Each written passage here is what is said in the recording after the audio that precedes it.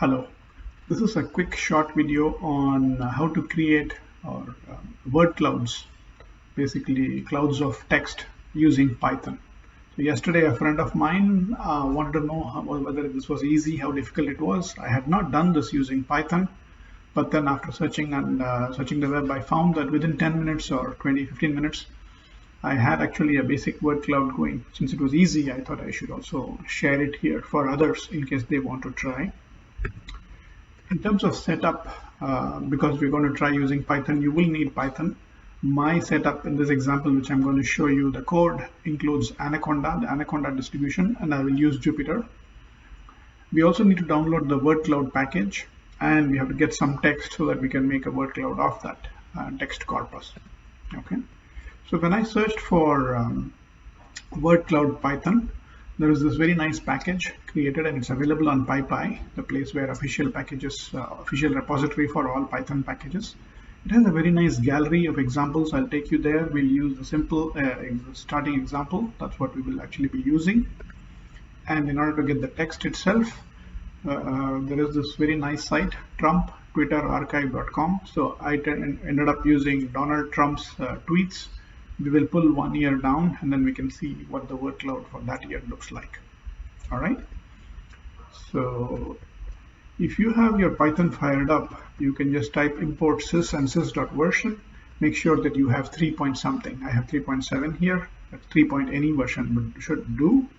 And then we also need to pip install word cloud. So you will just type, I'll show you how to do that. And if you have Conda, you can also do Conda install -c Conda Forge. So get that from the channel Conda Forge, you get word cloud. Since the tweets happen to be in JSON format, if you don't have this package, you will do pip install JSON. We will use that also. Okay. So let's go over and try to look at how to go about doing all of this. Let's first get the VS Code package itself. So I'm in my command line, and all you have to do is type pip install word cloud, and then it will go and fetch it. It can take a second or two for you, but since I already have, I downloaded it yesterday, so my requirement is already satisfied, but it should be there. And once it's done, you have actually word cloud installed. You will similarly do pip install JSON. Okay. Next, let's go to this website and get our data. So if you come to TrumpTwitterArchive.com, it says you can find the Trump data here. So I went here, and as you can see, there are a lot of zip files. I thought I'll just use the condensed one. I have not spent too much time on this, but here is an hourly data update.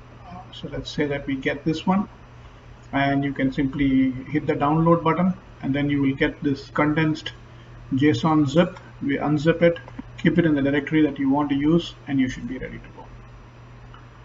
Once that is done, you would also need to come to this. So A. Mueller, he's the one who's created the package. You may actually know him if you already use scikit-learn. But we can go to the gallery of examples, and what I did yesterday was to go to this minimal example. So it will create something like this. So he uses the US Constitution and creates this word cloud. But here is this is the entirety of the code. So let's copy that and keep it, because we will need to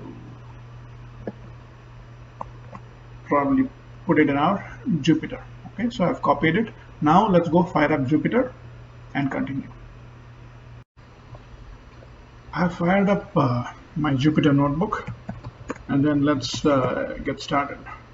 Because the tweets are in JSON format, I need to import JSON, and then we should try to read it. To read it, there is this usage called with open, and then we have to give the file name.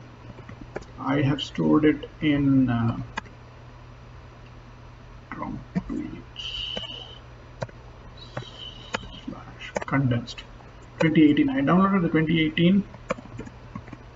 This is the usage. Okay, so it's a context manager with that file open. Let's call that file as F, or rather the buffer as F, and then we're going to do json.load F, and I have to store it somewhere. I'm just going to call it data. If this works, good. Now I have read from that file all of his tweets and stored it in an object called data, but I don't know what data is. Let's see if I even read it correctly. Looks like something is working.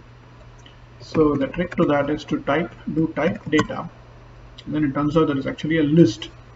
If it's a list, we can actually see what is the length of the list, and it's 3510. Okay, so that President Trump has tweeted 3,510 times, or it's slightly less than 10 tweets a day.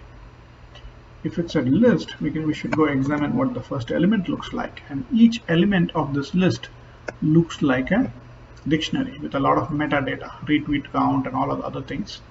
But we really want to only get this one. You see the text part? That's really what we are interested in. So like if I do that, if I get the key text, right? His very first tweet for the year is Happy New Year. So we need to get this text for each of his 3,500 tweets. So I can say that, hey, for each tweet in my data, in my list, go to the tweet and in fact go to the text of the tweet, right? And then I need to store it somewhere. So let me create my own text. Just call an empty list. Let me call this a text list. My text list is an empty list, and then to my text list I'm going to append his tweet text. Okay, so now if this worked, my text list should have only his tweets, not all the other metadata, and the length of this, just to verify that I did it right, should be 3510. Very good. But if you see here, right, it's still a list. I don't want that. We want one big string. That's how we can create a word cloud, right? So there is a Python trick. So you do something called a join. We join everything with a blank empty string, and I can take my whole text list. Okay, so there, now that's his entire one, and let me store this as his text. So if I now see the text, everything that he tweeted in 2018 is in one buffer and just one gigantic string, and we're going to create a word cloud on this. To do that, we have already copied his minimal example right in that word cloud. Let me go bring that next. So I've gone to the gallery that WordCloud package has, gallery of examples, and let me click on the minimal example here. This is kind of our WordCloud is going to look very similar to this. I hope you noticed that there are many other fancy WordClouds that also this package allows you to create, so you can play around with that. But just for this video, let's get hold of here. This is it. This is the entire code for creating a word cloud. Let me go back to my notebook. Let me paste this code. I would like to move. There is also matplotlib here. Yeah. I like to keep all my imports in the top, so I'll just put it here. Okay. Let's run that to make sure you're not getting any error, because we already pip installed WordCloud. It's working. I have matplotlib installed when I downloaded Anaconda. So I don't need all of this. So it's saying generate a word cloud. The text, you see this text, we already have our text. So if everything works, it should just work by itself. I don't know if it will, but let's see. Seems to be doing something there. Good. It actually, so see, it was not too difficult. By copying an example, we have created our first word clouds. I think we don't need both, so let me get rid of this one. We'll just stick to one.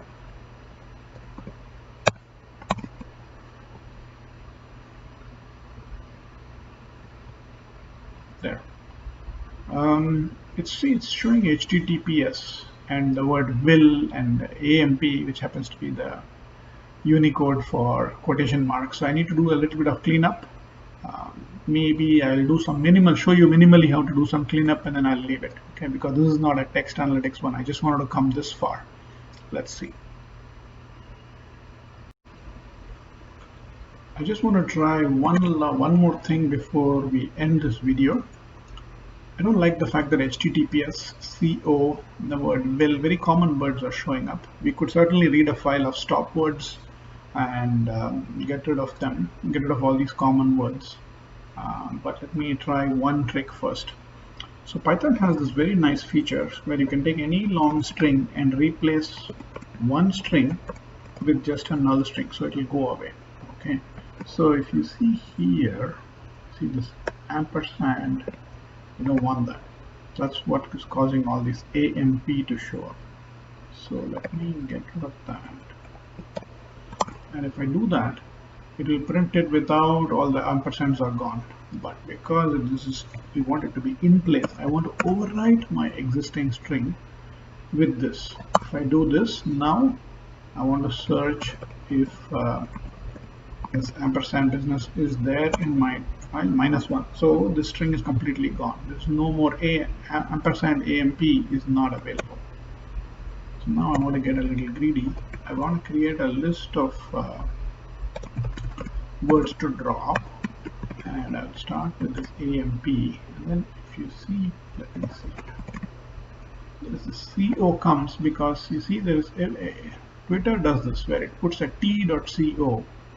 So I'm going to put t.co. Wherever t.co is there, I want to get rid of it. And then I see the word now, so I want to get rid of it. I'm adding spaces before and after so that it doesn't willy-nilly get dropped off. And the word will, maybe we don't want that. So let's get rid of that now, and then let's say that's good enough. Okay, so now that you can do a large, this is just to illustrate. So what you do is you can say that for each drop word in drop words, text should be replaced by taking that drop word and replacing it with a null string.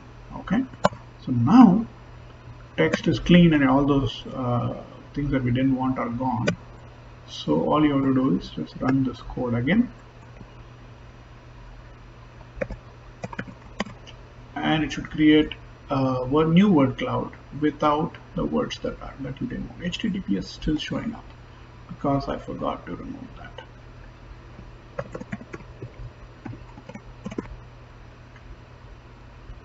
And hopefully, yep, there.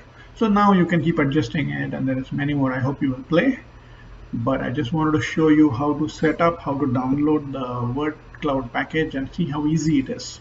It's great fun to play with all these text corpuses, and I hope you will try it. Thank you for your time.